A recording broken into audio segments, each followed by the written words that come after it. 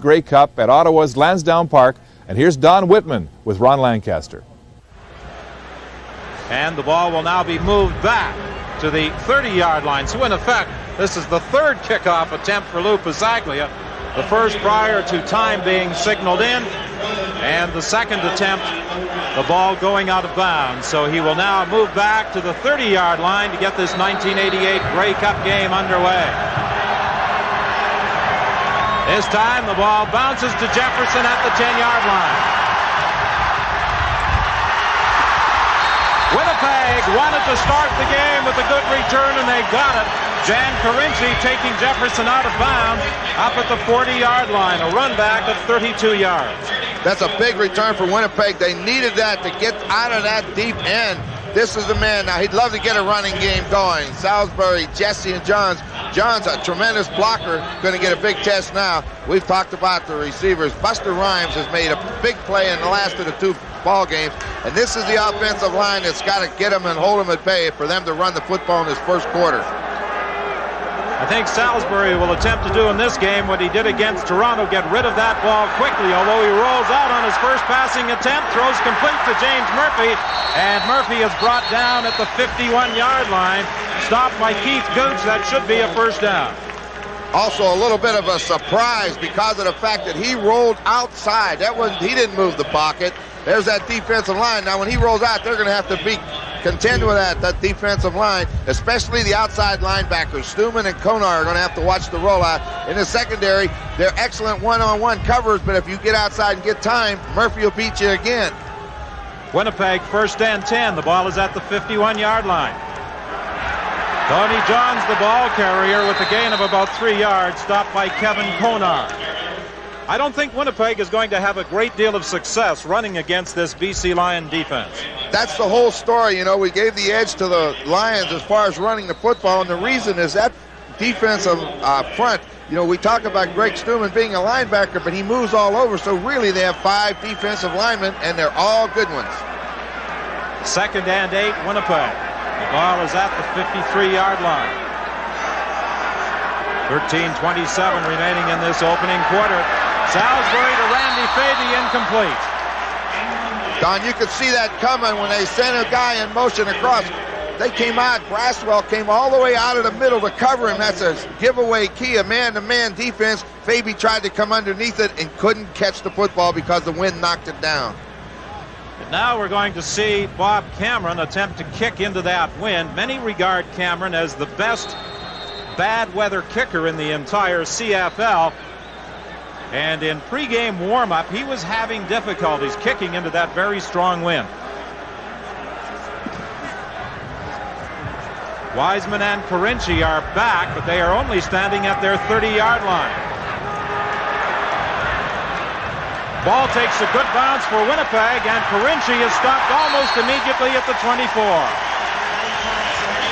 That's just about as far as you can kick it into that wind, but it still isn't in bad position for that man, Matt Dunnigan.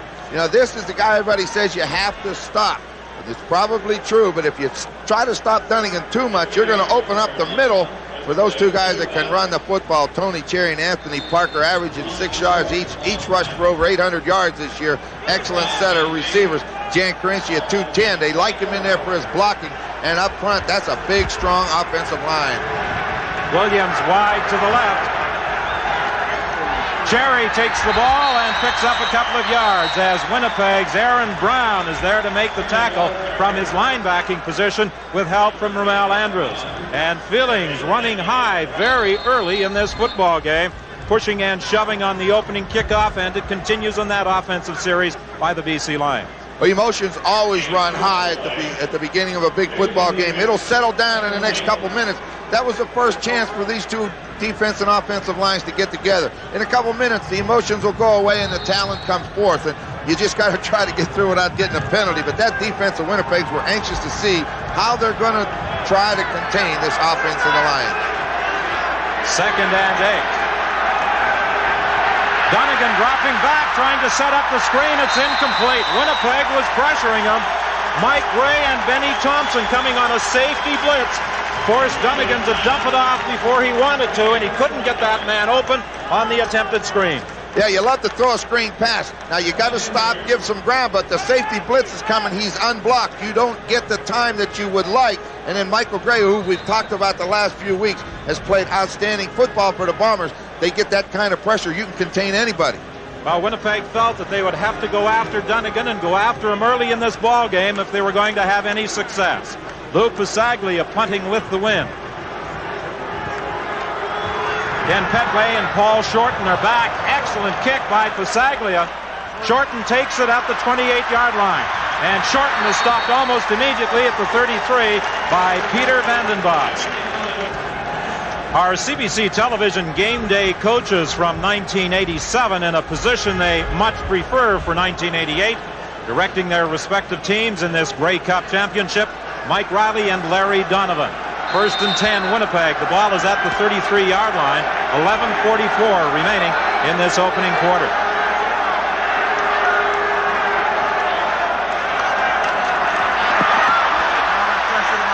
Salisbury gets away from the initial pressure, trying to throw deep. Murphy makes the catch. That's what you call a steal. He threw that ball to Rhymes, who was wide open. I'm sorry, to Johns down the sideline. What happened is Murphy just said the heck with it, and when that ball's in the air, he went and got it. That's a good play. You see the bump coverage right up on top of him. You call it bump coverage. Give him a hit, run with him right in his hip pocket. He runs the curl. Now Tony Johns is going out and down the sidelines, and he is open. He is behind him. But what's this? He just goes and gets it. That's a good effort. A gain of 40 yards on that reception by James Murphy between Francis and Ryan. Brian Bellway is there, and he brings down Tony Johns before he got to the line of scrimmage. There'll be a loss of about a yard, maybe 2 on the play. Well, you go back one play. That was an excellent effort by Salisbury. You know, they keep talking about Dunnigan has the ability to run around, but Salisbury showed that he can get out of trouble and turn it into a big play. Murphy goes wide to the left. It will be 2nd and 12, Winnipeg. BC showing blitz. Salisbury rolling out of there. Throwing deep, looking for Rhymes, and it's incomplete. Covered by Anthony Drawhorn. A little bit of what coaches call a dash. Drop the quarterback back in the pocket, then roll him to one side or the other to get away from pressure. He had the man-to-man coverage that he wanted downfield, but the wind didn't allow the ball to go there. 10:13 remains in this opening quarter. Bob Cameron will again be punting into the wind. Only one man so far has dropped back for the BC Lions. That is Anthony Drawhorn.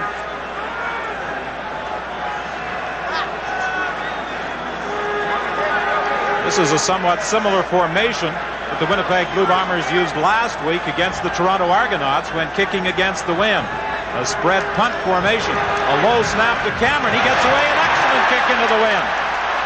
Drawhorn retreats into the end zone, and he's down for a single point.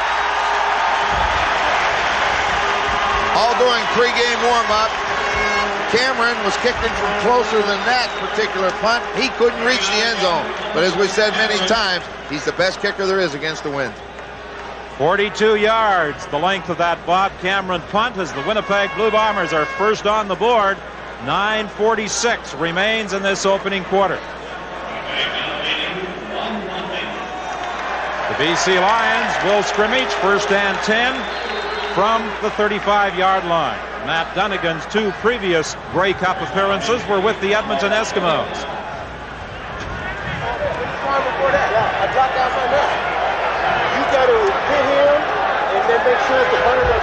Dunnigan fakes.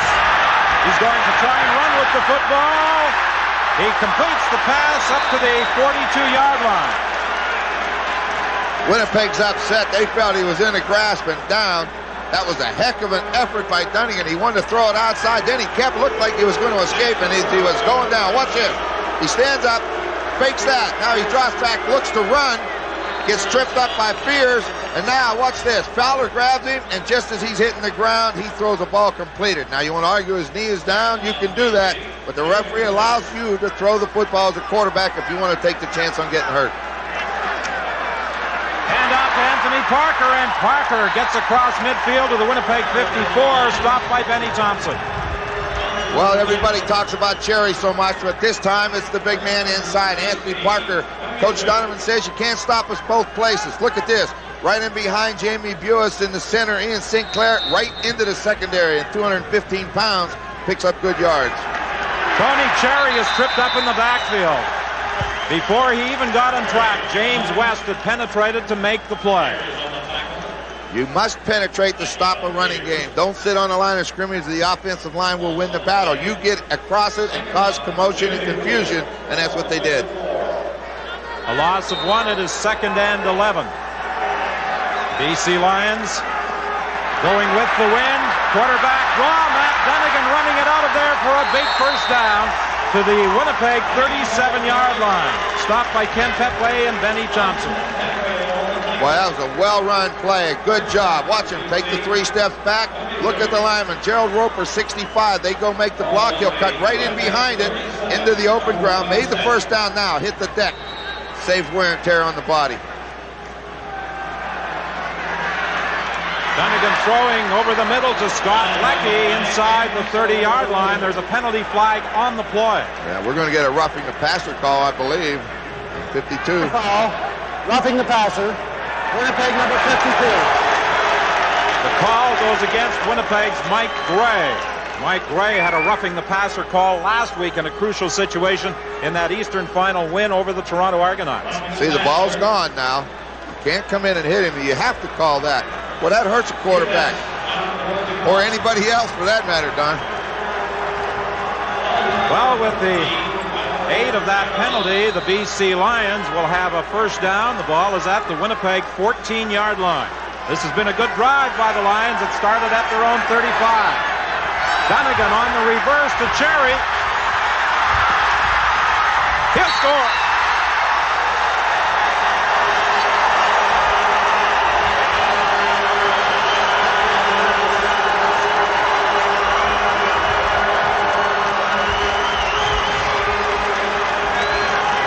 This is a version of the Statue of Liberty, Don. Instead of standing up and hold it, you just go back and pump fake the pass and then hand off to Cherry. Watch this. Dunnigan comes back. A little bit of a pump. Now hand it off. Now get outside of it. Picks up a good block. Outruns this one. There's the block that makes it, and then it's just running from there on.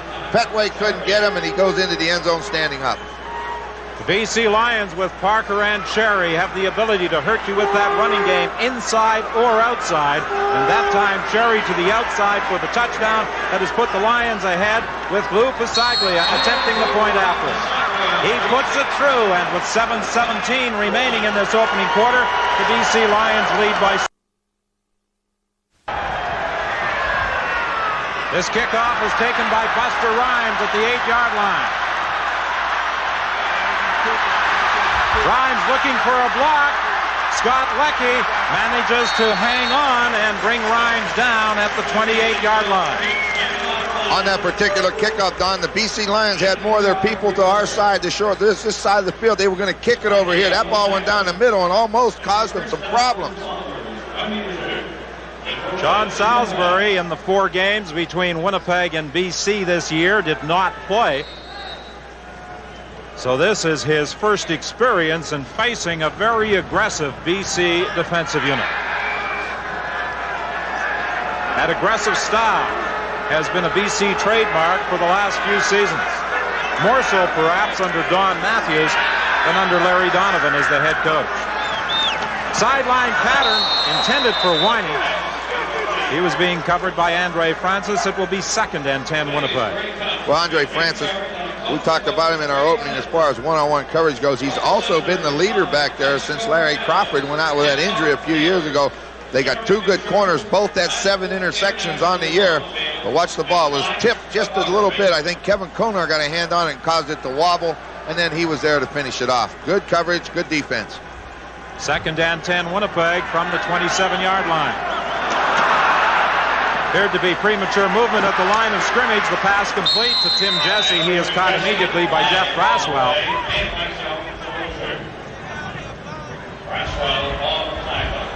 It appears to be an offside charge against BC, and it's confirmed by referee John Ireland.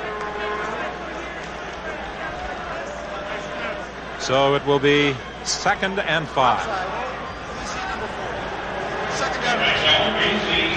Don, anytime you see Jeff Braswell make a tackle on a back like Tim Jesse out at the sidelines, that tells you it's man-to-man coverage, because he should never be out there if it isn't.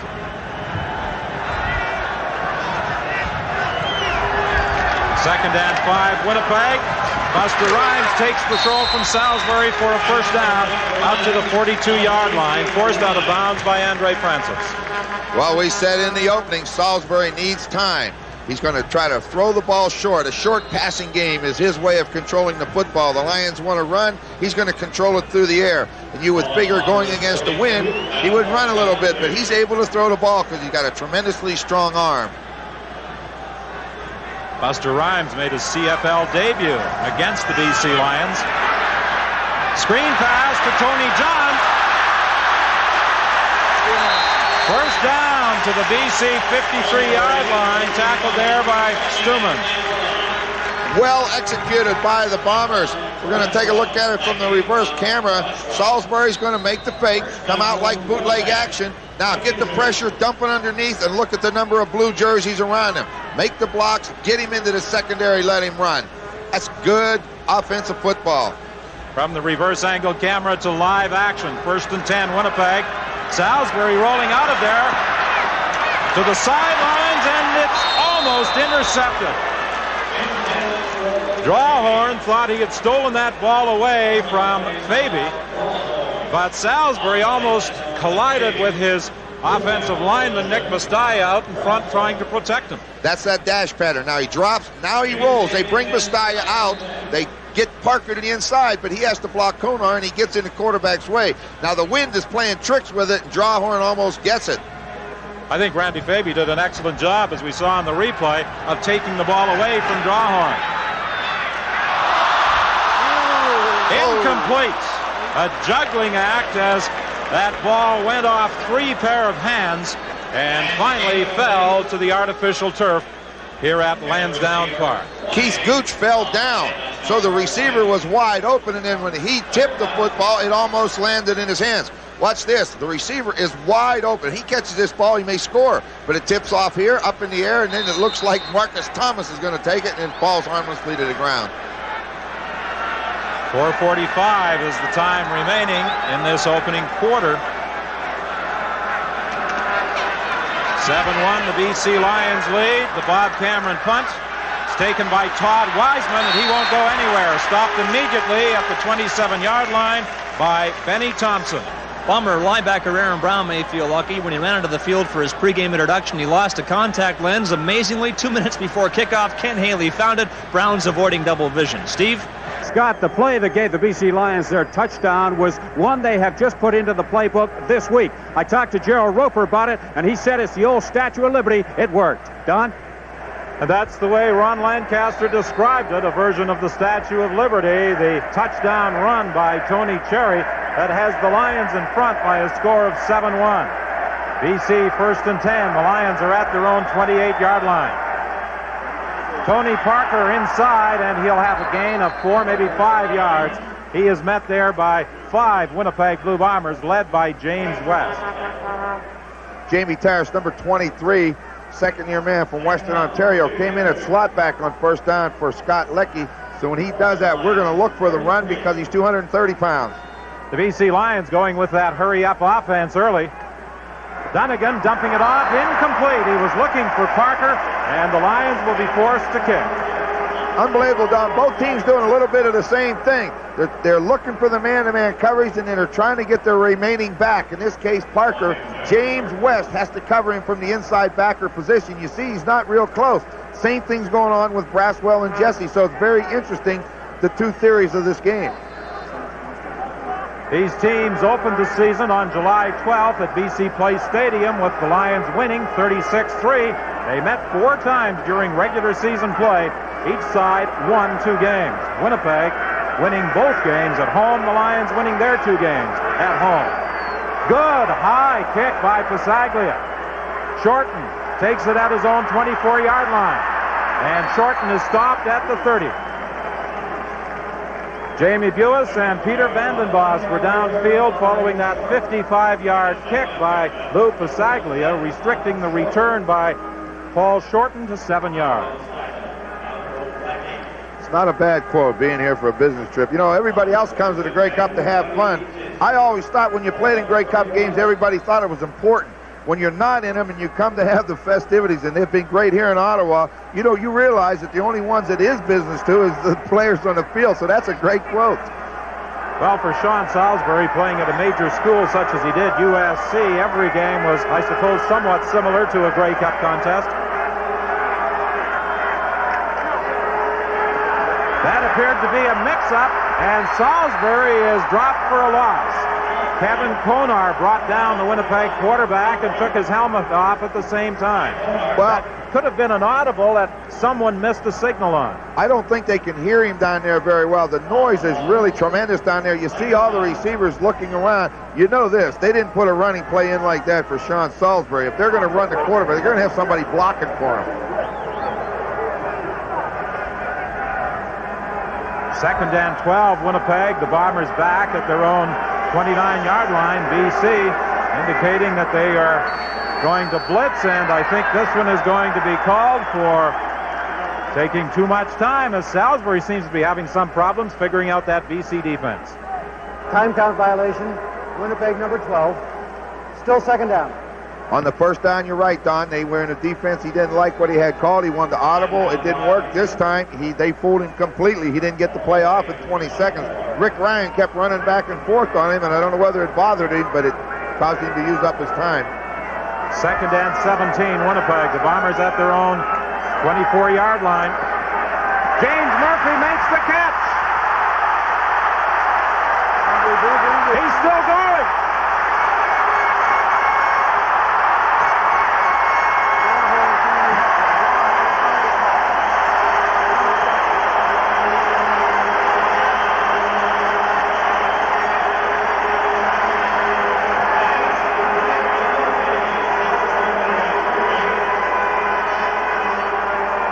Murphy has feasted on BC defensive coverages in 3 games this year. None better than this, 72 yards. An excellent read by quarterback Sean Salisbury. Put 3 receivers to the left. Drawhorn goes over. He comes to the post of Murphy. And they always talk about Murphy's not just a great receiver, but he's an excellent runner. And we saw a great example of that. That's super. First and 10 from the 15-yard line. They try to swing it to Tim Jesse coming out of the backfield. It will be second and 10. At the start of our telecast, Ron, you talked about game breakers. Well, James Murphy has made 2 very big plays for the Blue Bombers in this opening quarter. Well, you know when you have a guy like that, you're going to get the football in his hands anytime you can. Quarterback made the great read on it. This particular play was a slip screen or a running screen, whatever you want to call it. Didn't work. But, boy, I'll tell you, you better know where Murphy's at. They better pay attention to him because he could be looking for him again. In 3 regular season games against the Lions this year, Murphy caught 23 passes. Salisbury throwing into the end zone, looking for Randy Faby, incomplete. Faby got turned around as he was attempting to run his pattern. Well, you get that close coverage, close man-to-man coverage that's downfield by Marcus Thomas on him. He comes off, tries to force inside. Thomas wouldn't let him in there. Then when he goes back, you're going to have that happen to him. And Salisbury, what I liked is he come and pumped to the right, and then he went back and laid it up. This will be a 22-yard field goal attempt by Trevor Kennard. Remember, he is kicking into that strong wind. This one is good. With 59 seconds remaining in the opening quarter, the Winnipeg Blue Bombers, on the strength of a fine reception by James Murphy for 72 yards, reduce the deficit to 3 points. And operating against the wind for the first time in the ball game, Matt Dunnigan brings the BC Lions up over the ball at the 43-yard line. Here's the handoff on the reverse to Cherry, and Cherry is unable to get outside this time, with Ramel Andrews tracking him down. Andrews had such a big game for the Winnipeg Blue Bombers in that Eastern final against the Toronto Argonauts. He was inserted in the lineup as the result of an injury to linebacker Greg Battle. Well, you see coming around the corner leading Cherry, you see the block there, but Jamie Buis tries to get outside, but the only way he can help him is for Cherry to get out there. They didn't allow him out there. Andrews will line up on occasion at a linebacker position. He'll also move into a down lineman set. That's where he is now. well over the head of the intended receiver, Eric Streeter. They were attempting that hitch screen to Streeter, and the ball sailed well over his head. Safety Benny Thompson was blitzing from the backside. Yeah, on those, you know you're going to throw the ball quick, so you better get rid of it because we don't want the blocking. Now, we saw Salisbury handle the wind in the first quarter. I thought he did an excellent job. They had the ball for 9 minutes, and they're only trailing by 3. Dunnigan has yet to throw it downfield, so we'll see how he can do it in the second quarter. And we'll see now how Lou Pasaglia handles that strong wind. His first quarter average, of course, was with the wind.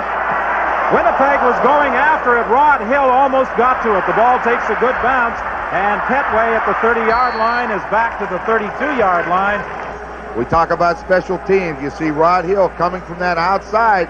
He almost got to it again. You know, when you get Hatsanoa, number 44, inside, Hill outside, that puts the pressure on that back. He's got to make a decision. Sometimes he hesitates, doesn't get either one of them. Rod Hill has his own cheering section here at the Grey Cup game. 14 members of his family came up from Detroit to take in this Grey Cup encounter. Tim Jesse, the handoff, stopped at the 35-yard line by Jeff Braswell. That's the job. We talk about Braswell at the beginning. This is his job. Middle linebacker, make the tackles between tackle to tackle area. Watch it. Now he makes his read. Now he's got to be there. Get in there and make the hit. Good job. Second and 8. Salisbury to Tony Johns. He gets the first down as he broke away from Stuman and fought his way up close to the midfield stripe.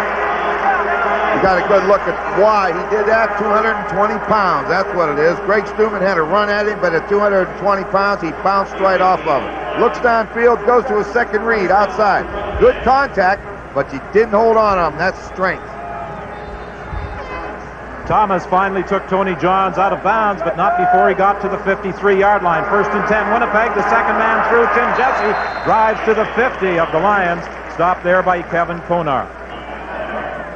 Tony Johns was the lead block, and he took Jesse up to the 50 as Winnipeg now operates from the quick offensive set.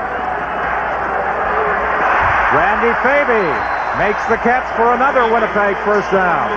Boy, made an excellent read on that particular pattern. Whatever side Jeff Braswell goes to, you go the other way. He went the other way and bang, found Randy Faby all by himself. As we said, give him time. Let him look around. Let him throw the football. Made the play. Without the benefit of a huddle again from the 38-yard line, Tony Johns loses the football, but the whistle apparently had gone. James Parker made the initial contact with help from Stuman. The ball bounced away from Tony Johns, but the whistle had gone. Take a look at it. It's just a straight dive. Tony Johns hit straight ahead. There goes the ball. Well, I'll tell you, pretty close to being a fumble. Salisbury trying to pick out Randy Faby in the clear. He delivered the ball, but Faby couldn't hang on with Keith Gooch coming up on his back. You know, every now and then you use that hurry-up offense just so that all the teams take their signals from the sideline. This forces them to maybe stay in the same defense they were in. Now, when you go to the sidelines, they're going to have to talk it over if you're the BC Lions and have one quick signal to change it. Otherwise, they're going to force you to stay in a defense maybe you don't want to stay in for 2 plays in a row or you get hurt. Trevor Kennard hit a 22-yard field goal attempt in the opening quarter. He'll try and tie it now from 43 yards out. It's good. So with 10:20 remaining in the opening half at Lansdowne Park, the score is tied at 7. Williams makes his first reception of the game for a first down. Named the outstanding player in the CFL and the winner of the Shenley Award on Friday night. Well, we've seen both quarterbacks take advantage of making a right read. Watch Williams. Plant, slant, here comes the football. No underneath coverage, one-on-one. You should win that every time Dunnigan hits him.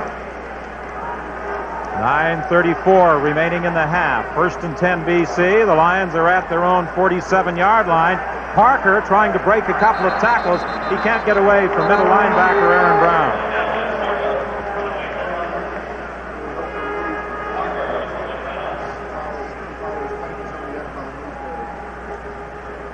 Score tied at 7. Matt Dunnigan watching the men pile and getting set to call his second down play. It will be 2nd and 5, BC.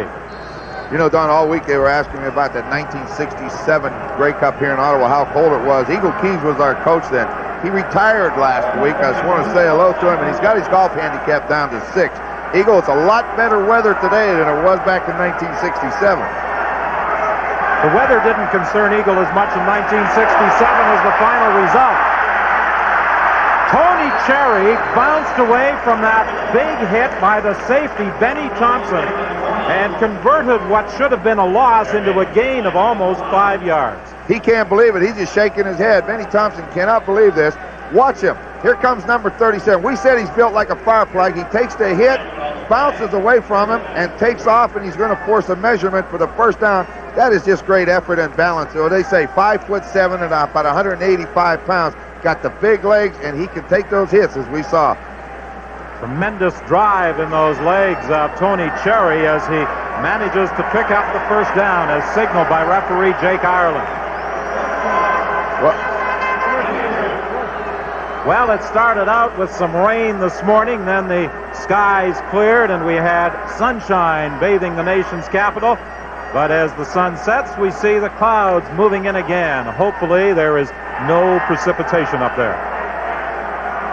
Dunnigan on that quarterback draw. He ran it successfully in the opening quarter. He gets almost 10 again. That's a play that Dunnigan used very successfully earlier in the year. He more or less went away from it late in the season with Parker and Cherry running the ball. Well, I think now then they don't worry about him running as much. That's the time he's going to go back to it. You know, once again, Jamie Terrace is having a battle with somebody down there. Every play, they got him in there for blocking purposes, and he's getting the job done. The pitch to Cherry. Cherry had to reach back to take the ball, but now he's heading up the field. First down, BC.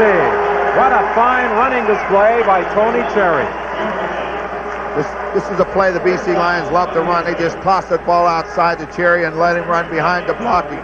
Here comes the pitch. Now he's looking for somewhere to cut. Wasn't a great pitch. He cuts back in. You see the block 23, Jamie Terrace on 76 Andrews. He cuts way back to the inside, and then he just uses his eyes to find the hole. 1st and 10 for the BC Lions. Dunnigan throwing for Williams. It's over his head. 2nd and 10 BC. Got pretty good distance on that throw for throwing it right into the teeth of the wind. You got to do that. You got to let those defensive backs know that even though I'm throwing into it, I'm going to throw deep, so don't be cheating. Williams equaled Brian Kelly's record this year with 18 touchdown receptions. Lou Pisaglia getting set over on the BC bench. Should Dunnigan be unsuccessful in converting this 2nd and 10 play with 6:46 remaining in the opening half. It's complete. An easy touchdown for Williams.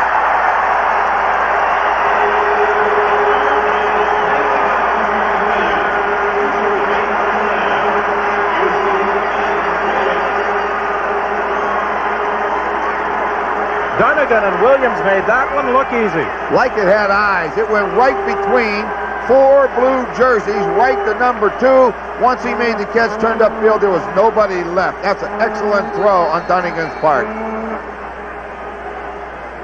He just coasted into the end zone from about 7 yards out after making that reception on a perfect Matt Dunnigan strike. And now Lou Pisaglia will attempt the point after from the hold of Jan Carinci. And it is good. So the BC Lions lead by 7, and we'll be back with the BC kickoff after this. Winnipeg 1st and 10. They are scrimmaging from their own 46-yard line. 6:33 remaining in the first half. The BC Lions leading by a score of 14-7.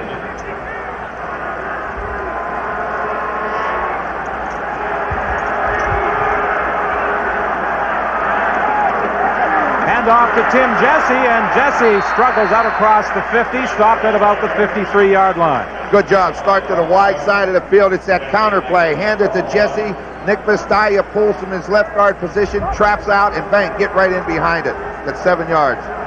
The Bombers again operating without benefit of a huddle. 2nd and 3. Salisbury to throw. That ball is deflected but still caught. James Murphy coming back to the quarterback. Managed to make the catch after it had been deflected at the line of scrimmage.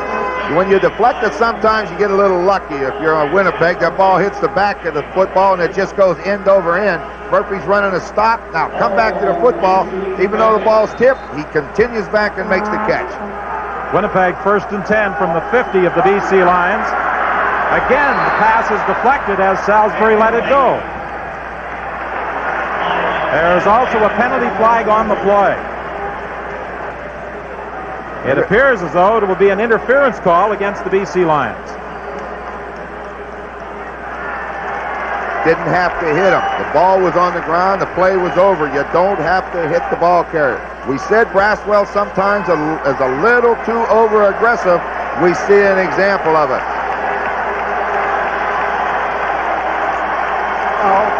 Unnecessary roughness. BC number 44. First down. That was on the receiver downfield after the ball had been deflected at the line of scrimmage. Yeah, now the ball is on the ground. He doesn't have it. You don't come in and hit him after that, and a referee called him. Good call. James Murphy, he'll score.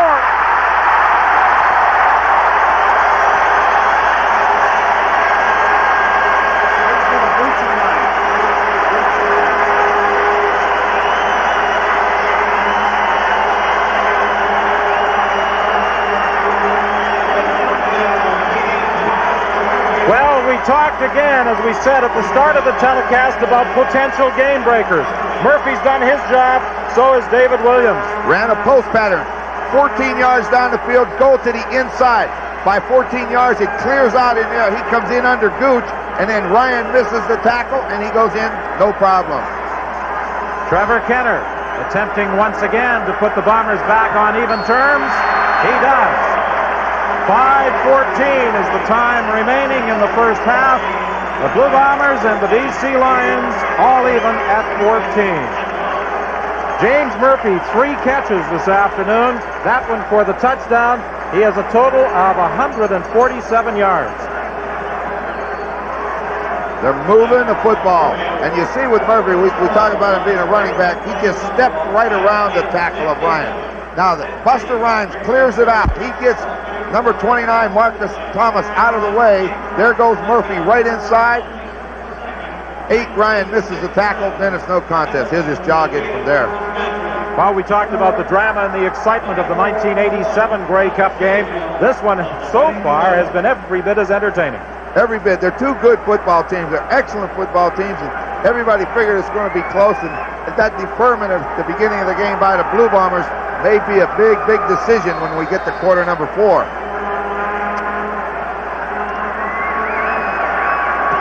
Trevor Kenner kicking off for Winnipeg. Drawhorn starts out from the 10-yard line. He picks up a couple of blocks. This is an excellent return to the 41-yard line. James Jefferson did just what James Jefferson's supposed to do. Stay outside. Had he got outside him, he had the sideline. Jefferson forced him in. 32 yards on the return. 5:04 remaining in this first half, and James Murphy has reason to smile as he celebrates that touchdown as we look at Anthony Drawhorn on the kickoff return. Now all of a sudden Jefferson standing right out here. That's his job. Keep him to the inside. Saves a big return. Donegan forced out of the pocket, gets away from the initial contact, and runs it back to the 45-yard line. It appeared as though he was going to be dropped for a big loss.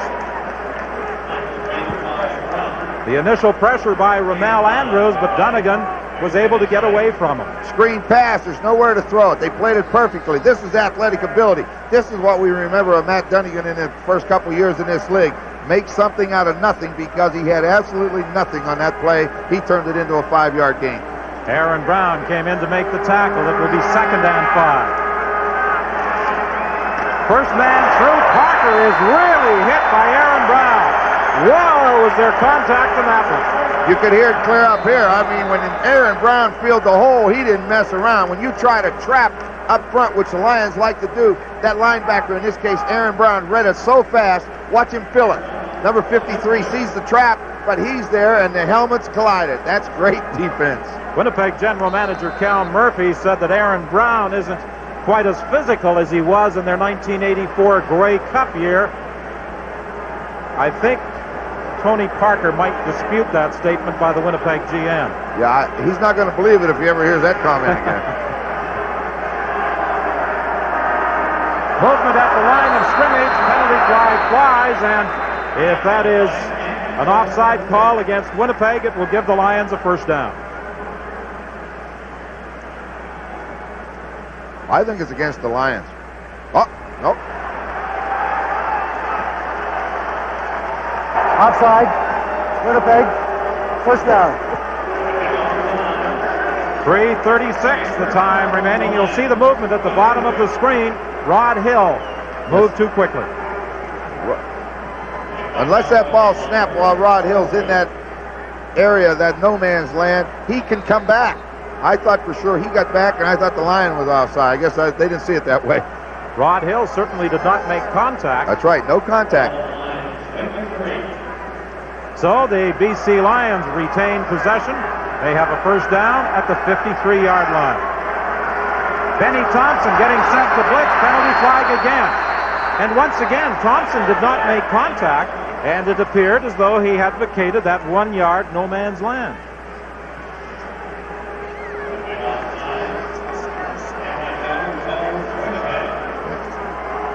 The only way, this is a tough call again. I know Benny Thompson's right up in the line of scrimmage, but unless the center snaps the football at the time you're in that area, there's no penalty if you go back out of it before the ball snaps. Consecutive offside calls against Winnipeg. The BC Lions looking at 1st and 5 now from the Winnipeg 53-yard line. Tony Cherry, the ball carrier, he'll be very close to a first down. He runs hard every time. Sure does, and then this time it took the linebacker, Delbert Fowler, to come underneath and submarine him. The score is tied at 14 with 2:55 remaining in the first half. Short yardage, and did Parker make it? Not quite. He's not going to make it on this one. It's another great effort again by that middle, and I think mainly the linebackers. Watch him try to come over the top. Watch him get hit. Takes the hit straight on. I think it was West that hit him in midair, and then finally Thompson gets in on it, but it was West that knocked him down, knocked his momentum away from him, and then the rest of them do the job.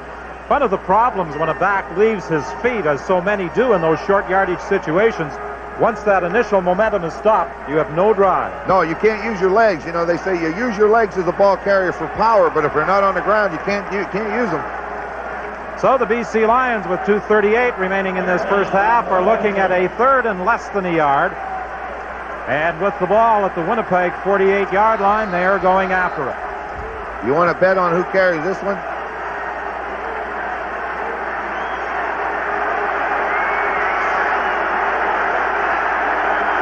Matt Dunnigan, the quarterback, he'll keep. He's got it.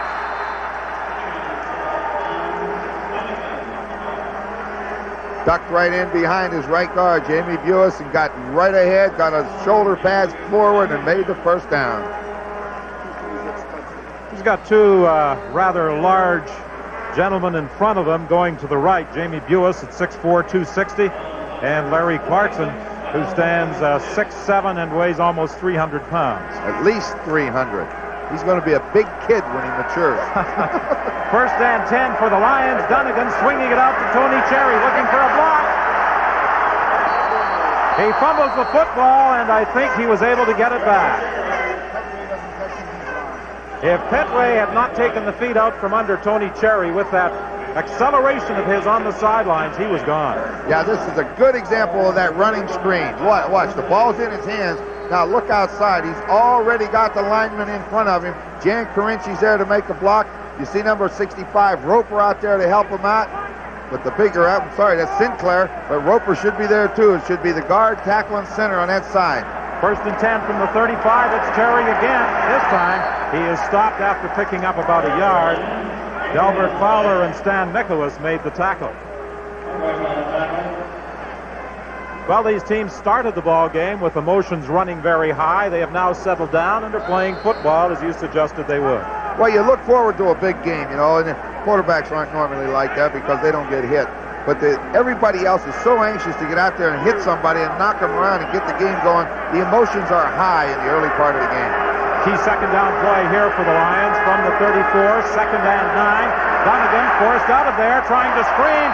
Nicholas was applying the initial pressure, and the ball bounced away from the intended receiver. They sent the screen to Cherry, and Ramel Andrews, 76, read it perfectly, and when Cherry caught the football, Andrews was there to smack him and not allow him to hang on to it. Good defense.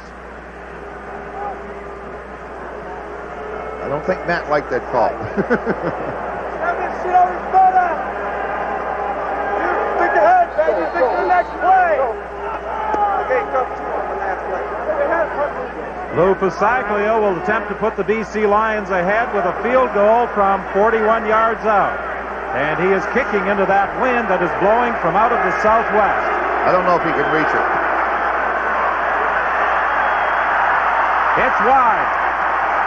And in the end zone, James Jefferson is going to concede a single point, but he is taking a lot of time off that clock in running around back there before finally giving up the 1 point that puts the BC Lions ahead on the missed field goal attempt by Lou Passaglio.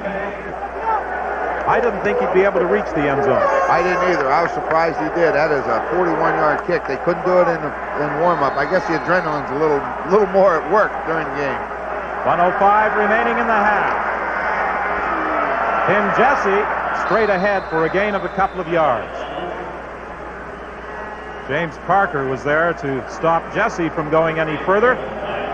1:01 remains in the half. It will be 2nd and 8 Winnipeg. The Bombers had Buster Rhymes split out wide. Therefore, there's nobody to cut that backside defensive end off, and he made the tackle. Salisbury loses the football. The BC Lions, Brian Dellaway has got it. They're ruling it an incomplete pass. They say that Salisbury was in the act of throwing when the ball was knocked away from him. He was trying to go deep. He was looking deep. Let's see what happens. He's looking for Buster Rhymes downfield. Woo. Pretty close call. Very close. I thought he was pulling it down. The referee rolled his arms going forward. So anyway, it's an incomplete pass. Again, just one man back. Anthony Drawhorn awaiting this kick by Bob Cameron. Let's see if the BC Lions try and go after it.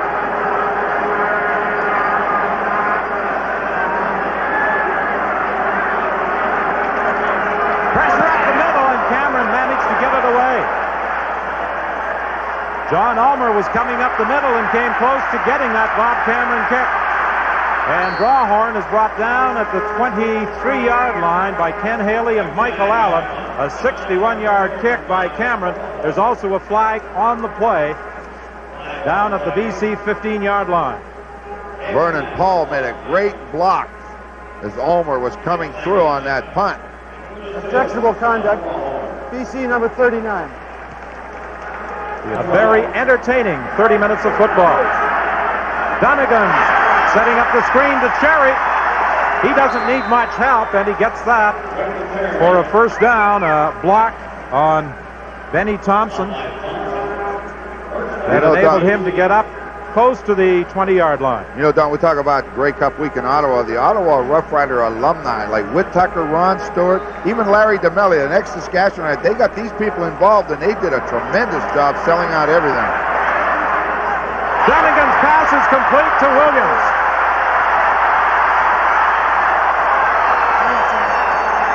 To the 45-yard line with 24 seconds remaining, a gain of 42 yards.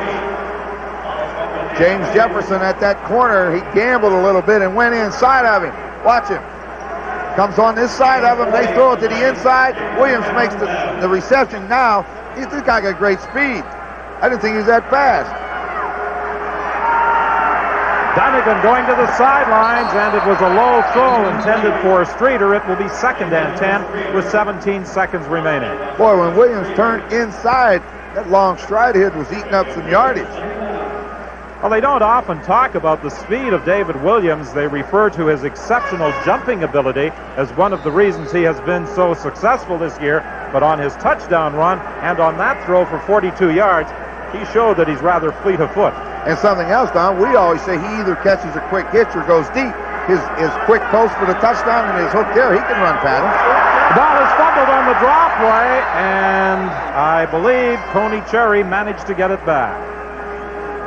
I think Winnipeg's going to have to call timeout here, or the BC Lions will run out to half with 12 seconds. Let's see what happens.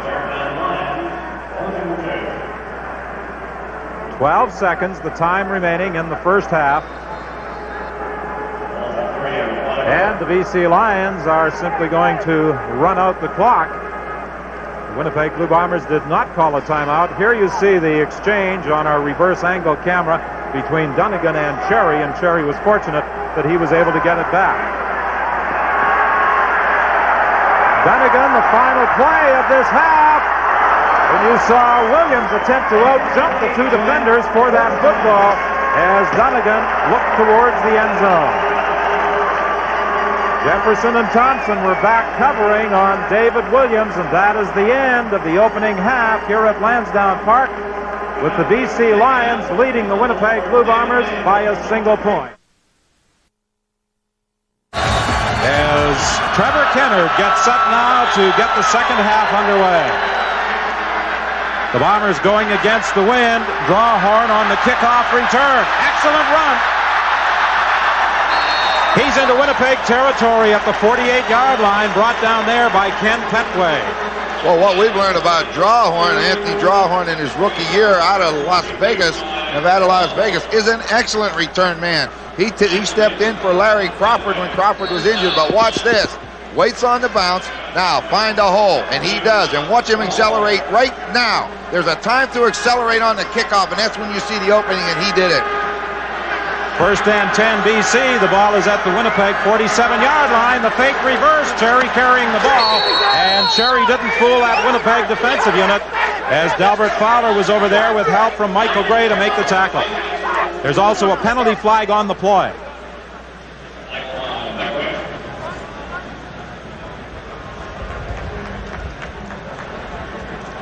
BC faked the reverse.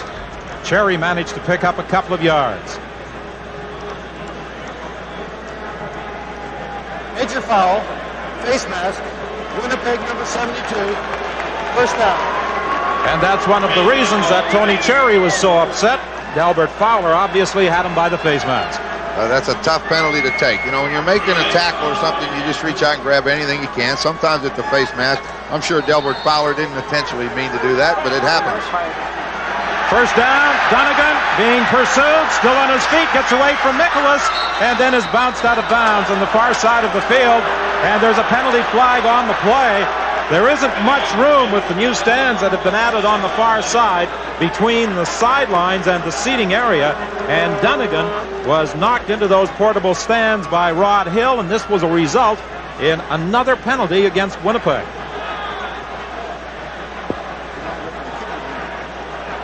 No, unnecessary roughness. Winnipeg number 53, first down. Well, it's a sprint to the left. Doesn't like it. Gets a little pressure now. He uses his ability again. Watch him turn the corner like a running back. Here comes the hit right here. Rod Hill hits him, knocks down Pasaglia's kick a net, and into the portable stands. Well, it was Rod Hill that made the contact with Dunnigan. They called the penalty against Aaron Brown. Dunnigan again gets away from Nicholas, can't find anybody, and he's dropped for a loss by Benny Thompson. David Williams felt he was wide open in the end zone. He's down there holding his hands up in the air, but you know what? When you're running for your life as a quarterback, you can't see everybody. He's looking for somebody. You can see him looking, but he does a wise thing. If he tries to throw that ball in, there were a lot of blue jerseys. He took a heck of a hit from Benny Thompson. That takes the ball back to the 21-yard line. Second and 18. 13:32 remaining in the third quarter. Dunnigan over the middle. It is incomplete. Intended for Jan Carinci coming out of his slot back position. Boy, and he had him open too. If he could have thrown that ball on target, Carinci had found a hole inside of Ken Petway and in front of Thompson. We'll take a look at Carinci coming off. Look at him coming across the middle. He has got some room, just a little bit too far for him to be able to reach out and grab it. So it is 3rd and 18 from the 21-yard line. Carinci will hold for Lou Pasaglia on this field goal attempt of 28 yards.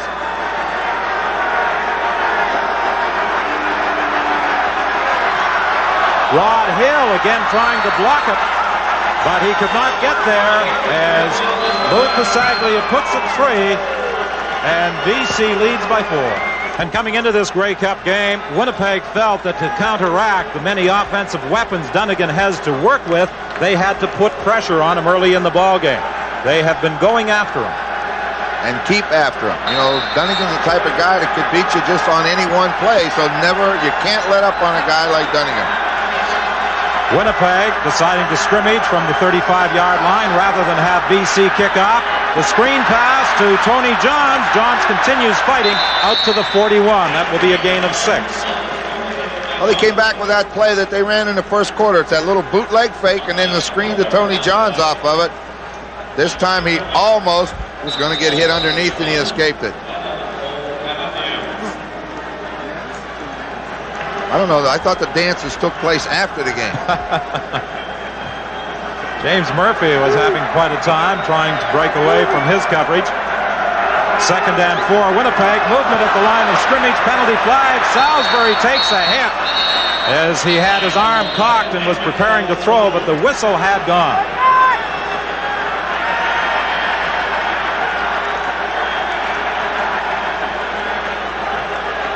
A procedure call against Winnipeg. There was movement along the line of scrimmage. Everybody was moving. The offense and the defense. You saw the defense offside. So it must have been the offensive line is what they call. Somebody moved. Mike Riley is waiting for the official announcement. Procedure. Winnipeg number 64. Line. 3rd down. The call goes against Bob Molly, so with BC having the option, they decline the penalty, and Winnipeg is forced to kick. Molly missed most of the season because of a knee injury. He came back late in the year. Many didn't think that he would be able to play at all this season. That was a big plus for the Bombers, too, especially when Walby went down. That allowed him to move Rhoda Huskers out to where he's more familiar at tackle. Carinci and Wiseman are back for this 3rd down kick by Cameron, not showing a great deal of respect. They stand at their own 40-yard line. And Cameron kicks it over their heads, surprisingly, and it takes the Winnipeg bounce. Wiseman has to go back to the 12-yard line, and then he's down at the 10. Ken Haley was the first man downfield. Leon Hatziano also in the play. That was a 51-yard kick, a loss of 4 on the attempted return. Well, you know, we've talked about Bob Cameron all year, and the thing that the BC Lions should know is this. If he hits the ball coming up through with his foot and hits it right into a perfect spiral, it'll go against the wind. And you got to remember this, it's easier to come up on a ball than go back. Those some baseball days. 11:56 is the time remaining in this 3rd quarter. On the crutches, that's Chris Walby, the Winnipeg Blue Bombers' big offensive tackle, who was hurt late in the season. Cherry, the ball carrier, driving out to the 18-yard line, stopped by Delbert Fowler, the linebacker. An excellent block by Larry Clarkson, the right tackle for the BC Lions. Came around the guard and trapped to the inside. An outside-in trap, and Cherry hit right up in behind him. 2nd and 3, BC. The pitch to Cherry, looking for some blocking help, and then trying to go to the outside of it for a 1st down. Again, that very limited area on the sidelines causes some problems as Cherry ran into those portable stands that have been erected to bring seating capacity at Lansdowne Park up to 50,000 for this Grey Cup game. He's going to be a little bit over a yard away. I believe right now, punt the football. You have the wind at your back. He is a little more than a yard. Here it is. We talk about the toss. This is one of their favorite plays. Parker tries to make a block on the outside force man. In this case, it was Darrell Sampson. Now, Sampson doesn't make the tackle, but he forced Cherry to give ground. And when he gave ground, that caused him to come up a little over a yard. And the BC Lions are going for it. This could be a very big play right here. Dunnigan keeps. He's not going to make it.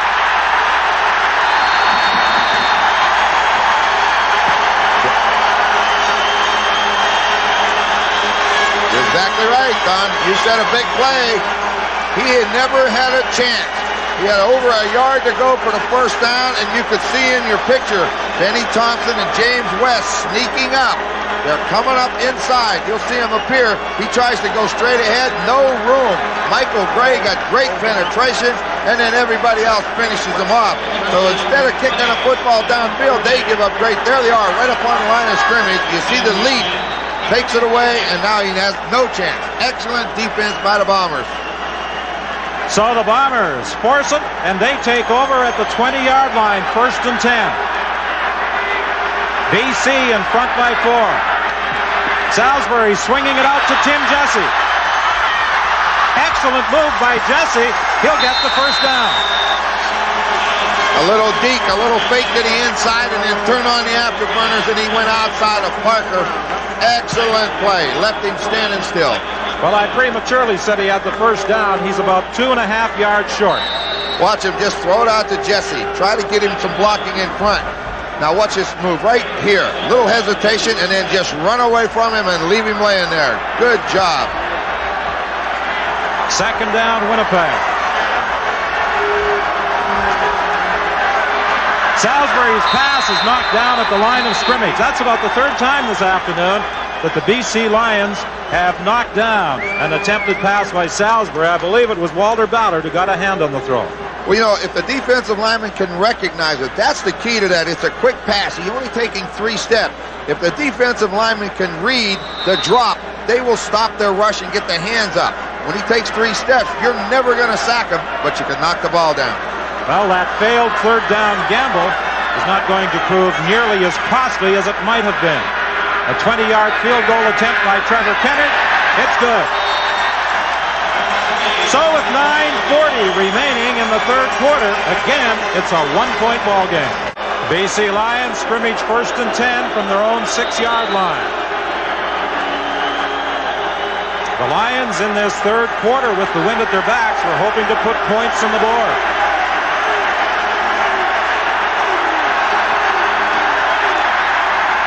Dunnigan throwing deep down the sidelines. It's intercepted by Rod Hill.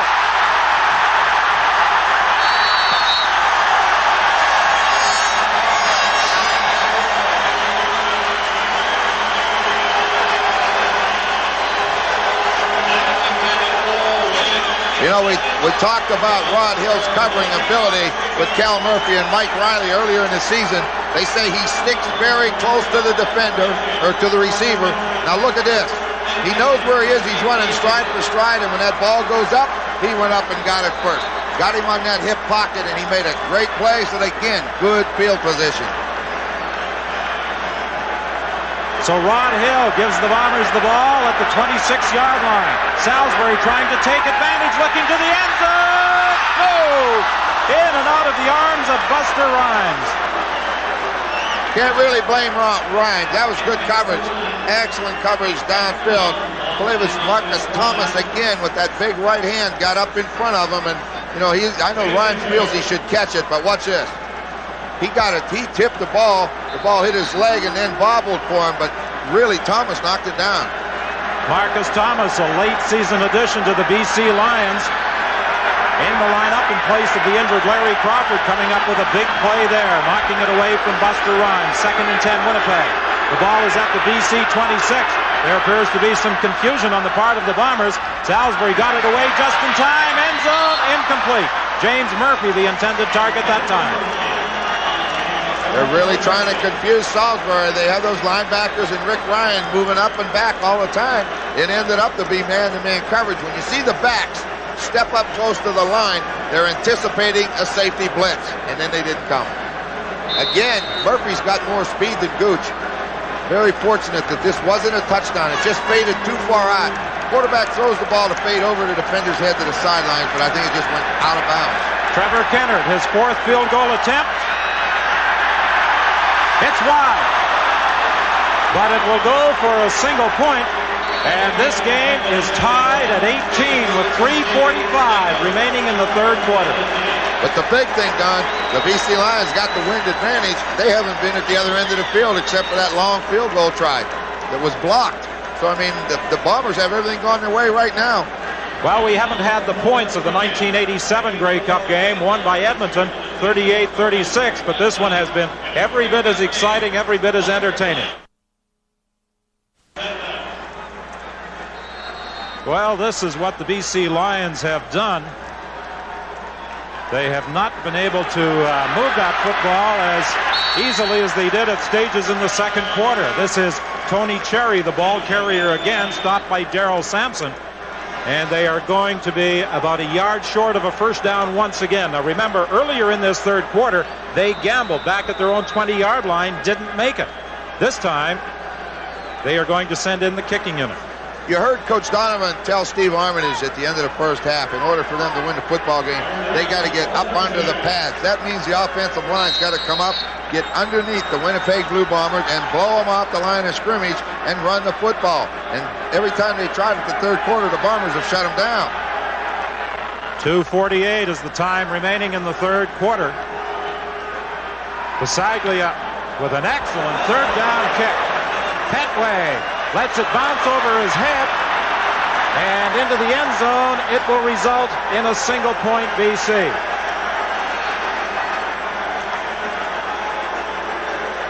It rolls out of bounds in the end zone, and the BC Lions move in front by a single point. Right now, let's bring in Scott O.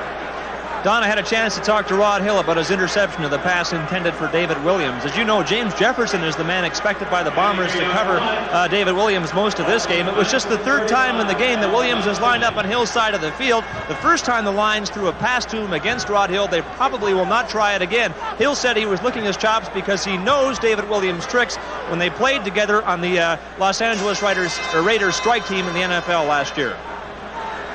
86 yards, the length of that Lou Bisaglia single for a 19-18 BC lead. Winnipeg first and 10 at the 35-yard line. Draw play. Tony Johns running for a first down. Anthony Drawhorn made the tackle on Tony Johns. He played in last year's Grey Cup game, but with the Toronto Argonauts. Everybody expects Jesse to carry, but look at the job the offensive line did. And then Tony Johns, not known for running ability, put an excellent move on Jeff Braswell and turned it into a big game. First and 10 Winnipeg. They are at the 50. This time it is Tim Jesse. He breaks one tackle, but can't get away from two other BC Lion defenders. Marcus Thomas was one of them, Kevin Konar another. Got 4 yards with it, but the big thing, there's only 1 minute and 30 seconds now under that left with the wind advantage to the Lions, and they've done nothing with it. So the Bombers have things going their way if they don't make any mistakes. Winning the toss may have been very key to the eventual outcome of this ball game. Seems funny to be decided yesterday. Second down, Salisbury's in trouble. He's down at the 40-yard line. Braswell will officially be credited with the sack, but it was Kevin Konar who got to him initially. Well, you saw the outside pressure coming. Now the quarterback will see the pressure. Watch, he'll see it coming here. Now he knows he's in trouble. He's going to run away from it, but when he comes, now he's in trouble because he doesn't have the speed, and the secondary rusher is going to sack you.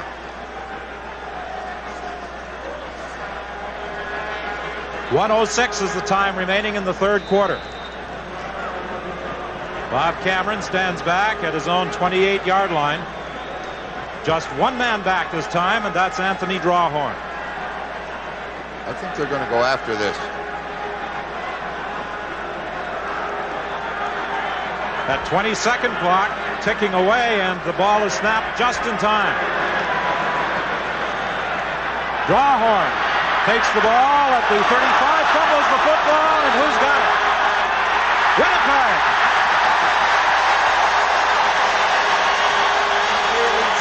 They've self-destructed just about. The last 3 possessions we saw a block punt, or a block field goal, an interception, and a lost ball and downs. Now a fumble. They're hurting themselves. I think it was Ken Haley who stripped the ball away from Drawhorn, and Wicklund appeared to get it. Well, number 24 was the first one there. Leon Hatziano was also in on the play, but it was Wicklum who recovered the ball, and Winnipeg retains possession. They are 1st and 10 at the 36-yard line with 32 seconds remaining in the third quarter.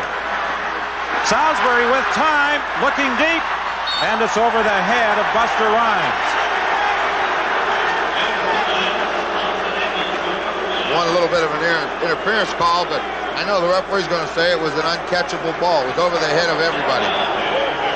Ken Haley, the designated import for this Grey Cup game for the Winnipeg Blue Bombers. He was the first man downfield on that tackle, on that punt that Winnipeg recovered. You see, that's the dash play. You see Nick Pistaya is the guy outside blocking. Boy, he held the ball an awful long time.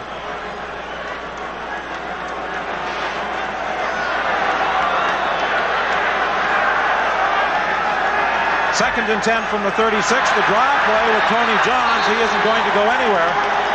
Kevin Konar is the first man to make contact. He has really played a strong game for the BC Lions. They always play strong games for him. He's an outstanding football player. He's always been very underrated, a lot like Don Moen of the Toronto Argonauts. But you know, the big thing about it right now, the Winnipeg hasn't been able to do anything. The BC Lion defense is trying to take control while their offense is self-destructed. Yes, Konar is one of those underrated players in the CFL, but he has really done a job for the BC Lions for the last few years and in this Grey Cup game. This will be the final play of the third quarter, barring penalty. BC leading by a 19-18 margin. It could be tied. It will be. Bob Cameron with another fine kick against that wind of 48 yards. And with 15 minutes remaining, the Lions and the Bombers are all even. The Lions at their own 14-yard line. Dunnigan is being chased out of there at the screen. And Cherry falls as he reached back for that pass and gets to the line of scrimmage. And Aaron Brown and Mike Gray make sure he stays down. They finally had the screen set. Finally. Watch it. Now he's got room to run, and as he turns, he trips and falls, and he comes out of it with a gain of about a half a yard. So this second down situation, second and long, the one area you don't want to be in. Second and long. That lets him tee off on your quarterback.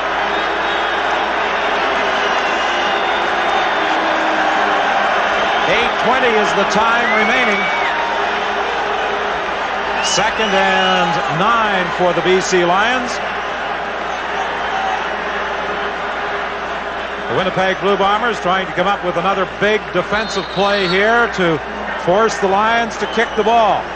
If you're thinking about overtime, the last time and the only time a Grey Cup game has not been decided after 4 quarters was 1961, when in overtime Winnipeg beat the Hamilton Tiger Cats. Dunnigan throws the strike to Jan Carinci for a first down up to the 33-yard line. And a key strike it was, Don. When you're looking at second down and 9 and you're throwing from your 5-yard line, you need that first down. And he delivered it right on the money to Carinci coming from left to right. Watch him throw that one. Right on the 2 and the 7, and it's a big first down for the Lions. Many times you look back at a football game and count the number of second down conversions. They can tell you the story as to which team wins a ball game. Carinci again, he has been a favorite target all afternoon up to the 45-yard line, stopped by Ken Petway. Don, we've said many times, a quarterback gets paid to convert second downs. When you convert them, that's a first down, and it enables you to keep drives alive. And there was none bigger in this football game than that one that Dunnigan just hit to Carinci. The BC Lions now at their own 45-yard line. 7:06 is the time remaining. Cherry stopped right at the line of scrimmage and driven back by Willie Fears. They've tried a couple times to run the oldest play in football, just a straight-ahead dive, a pop, whatever you want to call it. He hit in there and tried to bounce outside. Fears got that hand underneath and just upset him. Moments ago, we alluded to those second down conversions. Another one faces Matt Dunnigan. Last time they didn't put the blitz on second and down and long. Let's see if they do this time. Dunnigan with all sorts of time, can't find anybody.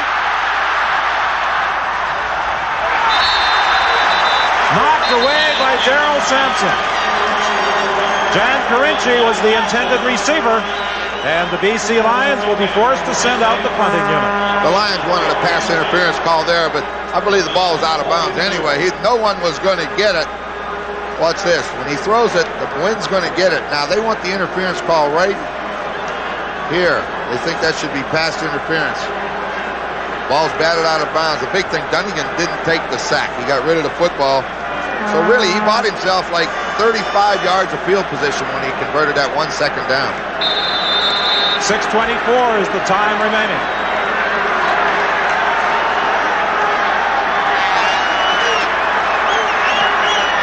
Good kick into the wind by Pisaglia. Petway takes it on the run at the 32-yard line, fumbles the ball, but got it back at the 35. 6:05 is the time remaining. Winnipeg 1st and 10 from the 35-yard line. Tim Jesse, the ball carrier. A gain of 4 before he is wrestled down. Anthony Drawhorn and Mac Moorer were there.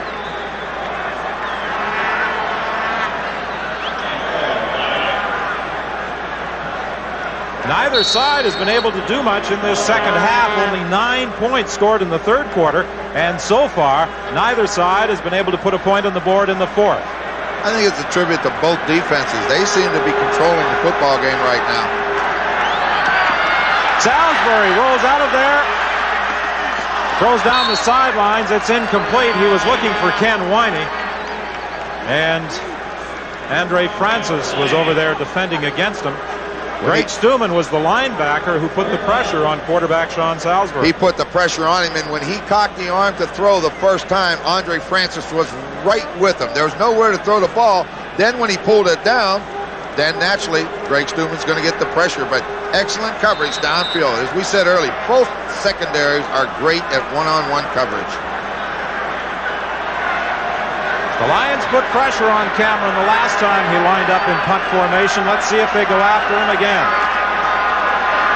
This one they almost hit again. This ball takes a bounce. Drawhorn watches it come back towards the line of scrimmage. And now looks for some blocking help, but he doesn't get any further than the 20-yard line. A 57-yard kick. But the BC Lions on the last 2 Bob Cameron punts have come very close to blocking it. Watch Andre Francis, number 14. Watch this.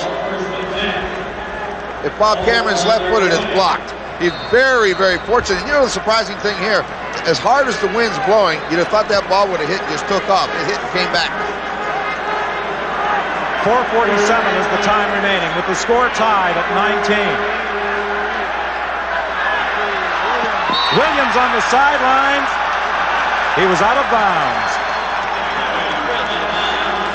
But we saw a demonstration there of his ability to go up and get the football, and that's all Dunnigan did was lob it up there. Coach Bob Padilla was telling me the other day at the breakfast, the Bomber breakfast, anytime you get one-on-one coverage, Williams and anybody, he's not just our corners, anybody, if it's one-on-one, Dunnigan will gamble and throw it up there because he's a great leaper, great basketball player. One-on-one, he'd go up and get it. Well, that time clock now is all important. Here's the draw play with Dunnigan. He won't get the first down. Willie Fears and Ramel Andrews were able to recover. And the BC Lions will send out the punting unit again. Well, the quarterback draw again. You see him leading. There comes Parker, tries to make the block, but coming from the backside, they pull him down. And now, he didn't convert a first down, which means he's going to give up great field position to the Bombers on this kick.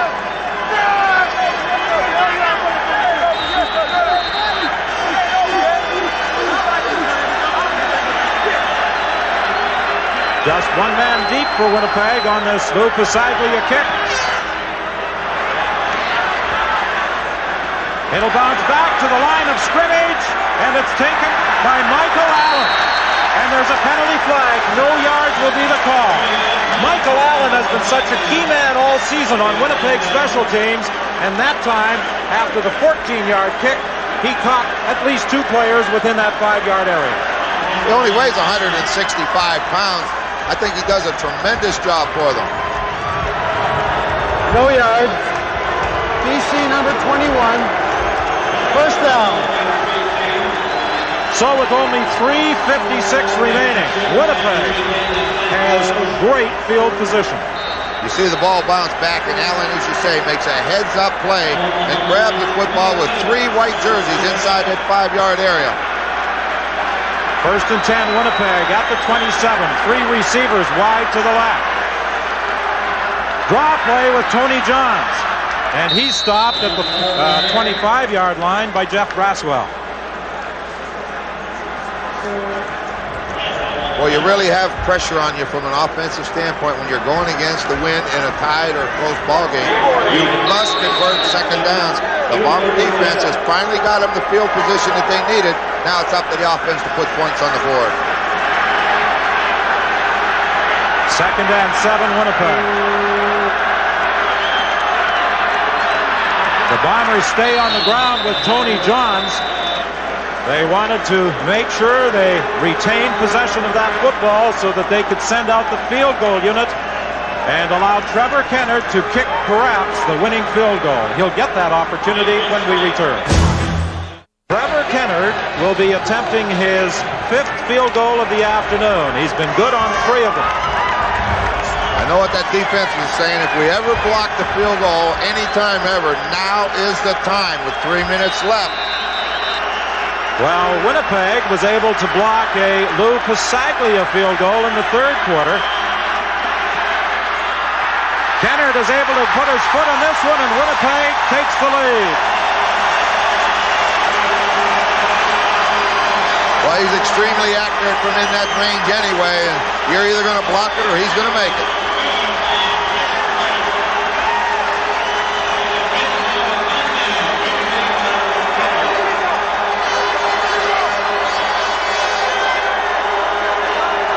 Watch the reaction of 35-year-old Mike Riley. You know, it's interesting. He's younger than one of the players on his team, guard Nick Vastani. That is kind of funny, isn't it? I'll tell you what, Nick, the way I understand the article I read the other day, says he's the best coach he's ever played for. And he called him a sweetheart. Yeah, that's right. They all like the way he handles the team, and they play well for him, and that's about all you care about. If the players will play hard, you do a good job. Mike Riley attempting to do something in his 2nd year as CFL head coach that his father, Bud Riley, was unable to do, and that's win a Grey Cup. Well, it's a great opportunity when you look with 2:55. He's in a pretty good position, but now for Pasaglia to get the field goal to tie it, he's going to have to kick from about the 27-yard line. I don't think he's going to have to go much further than that. If they don't get it up there, he'll never get the chance. Well, I'm a little surprised that the Lions decided to have Winnipeg kick off.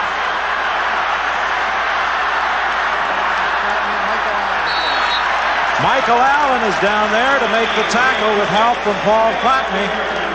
And Tony Cherry did not get back to the 35-yard line where the BC Lions would have scrimmaged. It's right on the 35. So they lost a couple of seconds. I guess he fell forward, but that is surprising. 2:47, you're almost into 3-down football. You've got to move the football. I initially didn't think he got back to that 35-yard line. I didn't either. Here's Cherry carrying the ball. He breaks into the clear.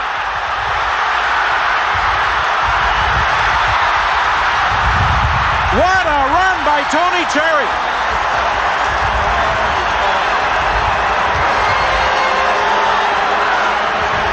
A 52-yard gallop. While we talked about him being the game breaker that on 1st down he will be, Jamie Buis should be the guard that comes around that corner on a counter, and that was all individual effort once he clears the line of scrimmage.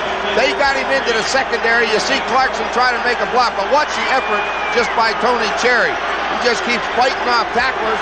I think he just ran out of gas right here, and that enabled him to tackle, but what a game. It's Cherry again. This time, the Bombers restrict his game to about 4 yards. You would have almost thought that after a 52-yard run, they would have given it to somebody else, but maybe they figured when he's hot, let him go. I don't think he's sure who he should be cheering for.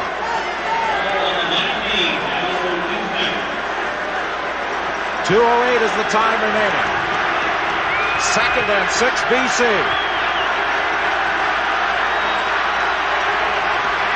Penalty flag. I think Winnipeg was offside. Williams was the intended receiver, but I think Winnipeg was offside. Yep. You see the reaction of Dunnigan. You know they were offside.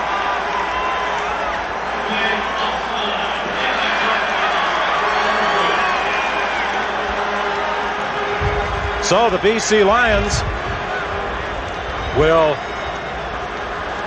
be looking now at 2nd and 1 with 1:55 remaining. That could prove to be an extremely costly penalty to the Winnipeg Blue Bombers. Very much so. Now, Matt Dunnigan's got to run the football here. Let's don't mess around if you're in his position. Run it. If you don't make it, kick the field goal. You may not ever get this close again. The pitch to Cherry trying to get outside. He struggles and gets the first down. That was all Cherry again, Don. It looked like he was going to be stopped behind the line. He looked like two guys. James West had a shot at him, and the first thing you know, as you say, he squirms and fights for a first down. Well, James West came flying through there trying to stop Tony Cherry, but he used his exceptional athletic ability to get away from him.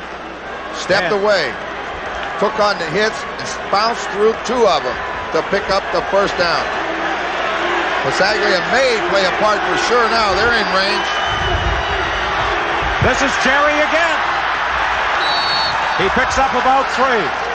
It will be 2nd and goal from the 7. Boy, Larry Clarkson come through there like a big tank. And James West come up and took the legs out from under Clarkson and makes a tackle, or Cherry's going to score. There goes Clarkson. Watch this. He cuts him down and at the same time forces Cherry to leave his feet, or otherwise he may go into the end zone. 1:45 is the time remaining. Winnipeg leading 22-19. 1:45 on the clock. Here we go. So this is the 2nd down play. Dunnigan looking into the end zone. It's deflected. Intercepted by Winnipeg's Michael Gray.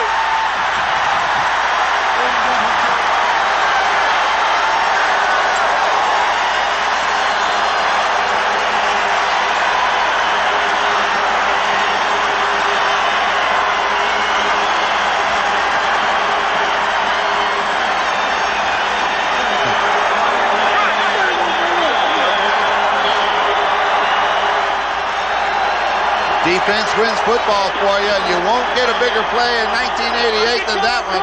Matt Dunnigan threw it low. It's deflected, bounced in the air, and that man makes the interception. And that should just about do it. We're going to get a look at a straight drop back pass.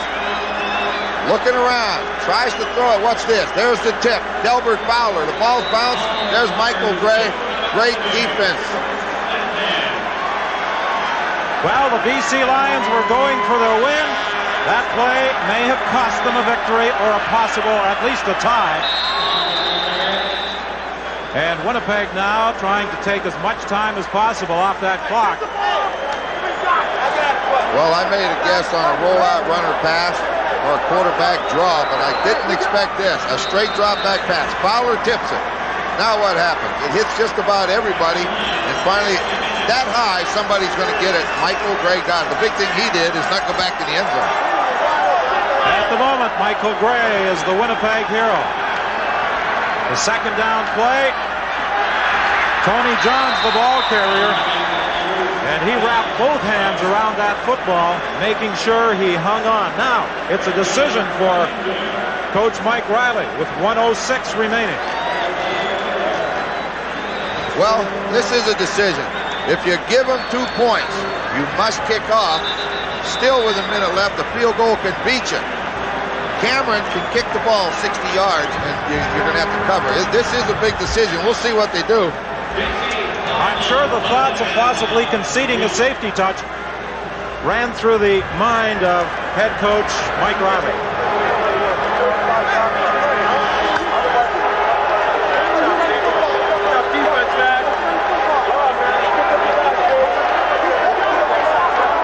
Well, the decision's made now.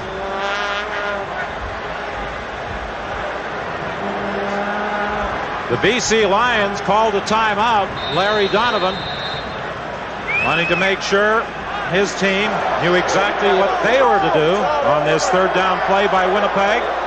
1:06 remaining. Cameron stands in the end zone. Even if you're going to return it, Don, you better make sure he kicks it in a hurry. Don't allow him to just stand there and let you get your coverage team downfield. He's going to concede the safety touch. No, he didn't get it off. 20-second clock. You're right. Yeah, the 20-second clock going on him. Time count violation. Winnipeg number 6. Still third down. Well, maybe they did that now. If they had any second chances or want to make another decision, that gives them another chance. That really didn't hurt them. No time went off the clock because there was a timeout. So they're still 1:06. Well, let's see what the Winnipeg Blue Bombers had planned. Yes, Cameron is going to concede that safety touch. And he's going to take some time off the clock before he does it. As a matter of fact, he runs partway up the stands at that south end of Lansdowne Park, or west end of Lansdowne Park. And 58 seconds remain, so it's a 22-21 ball game, and the Winnipeg Blue Bombers will kick off. 58 seconds on the clock. Trevor Kennard getting set to kick off, waiting for the signal from Jake Ireland.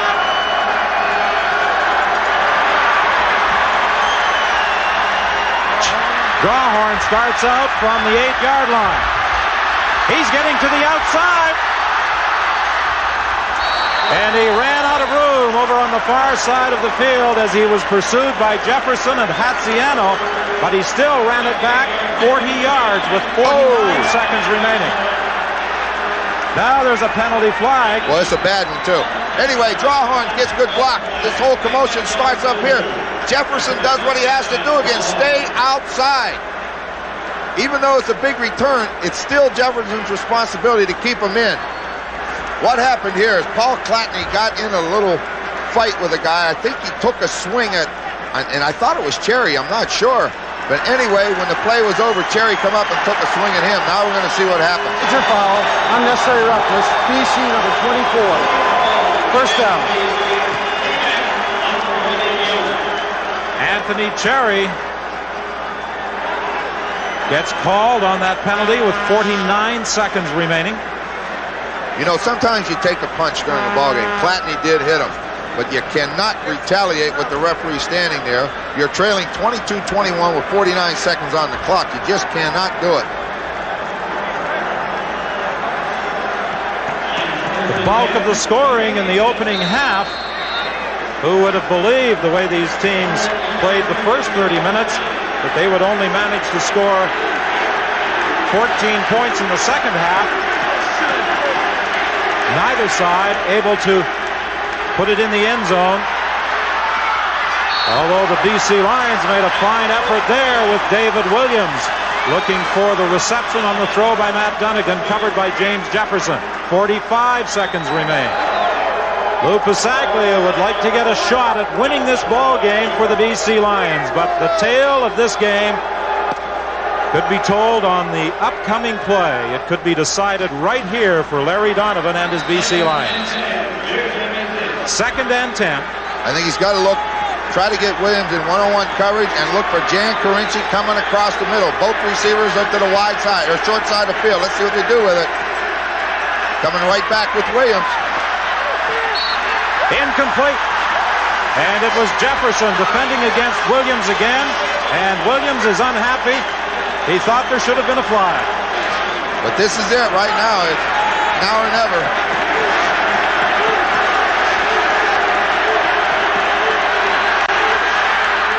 The pass is deflected at the line of scrimmage with 37 seconds remaining. The Winnipeg Blue Bombers should be able to run out the clock. Yes, over on that BC Lion bench, the expression on the face of head coach Larry Donovan and the players pretty well tell the story of the final seconds of this ball game, and it looks as though The Grey Cup will be heading for Winnipeg for the second time. In the 1980s, they won in 1984. Sean Salisbury drops to a knee. 35 seconds remaining. Winnipeg all set to celebrate. The big thing is the Lions have used their timeout. So Sean Salisbury can take this down to around 20 seconds. Kneel once, kneel again, and it's all over. And for all you fans in Winnipeg, the Blue Bombers will be arriving home tomorrow afternoon at 1:03. And we're informed that on Tuesday, there will be a parade from Portage and Memorial to Main Street and then north to City Hall starting at 12 noon. That's on Tuesday. And a public reception is planned in the City Hall courtyard after the parade on Tuesday. Well, I think one of the happiest people in our viewing audience today resides out in the Okanagan Valley. That's Bud Riley, the father of the Grey Cup winning coach, Mike. And this ball game is over. The Winnipeg Blue Bombers, the underdogs as they were last Sunday, have come through with a 22-21 Grey Cup victory.